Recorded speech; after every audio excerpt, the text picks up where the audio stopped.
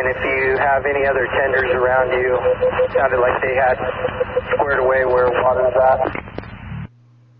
Hey, how you doing? This is Tom, and this is Tom's Radio Room Show.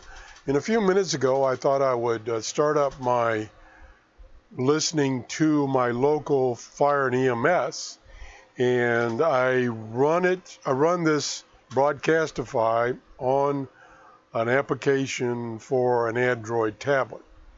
And I accidentally hit the wrong button, and I somehow got to this Washington County Fire and EMS.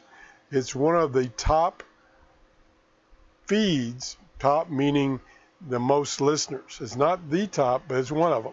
And of course, in Washington, they're having all these fires and they're really out of control. Well, these guys are really busy.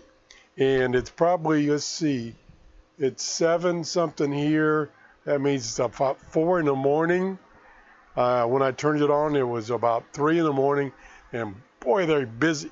So if you're interested on what's going on out there in Washington as far as these fires, which are totally out of control, it's really scary, you can go to Broadcastify either on your computer, which is where I'm at right now, or you can run the scanner app that I showed you a couple of shows ago, and it will take you to Broadcastify and listen to it on your cell phone or your tablet.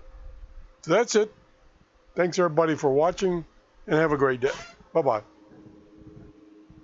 Just 60 seconds. I'm going to be quick. If you need to see anything over here, can you just communicate with engine 20 for the next minute? Southeast Naples 3, Unit 34. 26-year-old female, 37 weeks pregnant, conscious breathing normally, in her belly that gets worse from standing, negative to the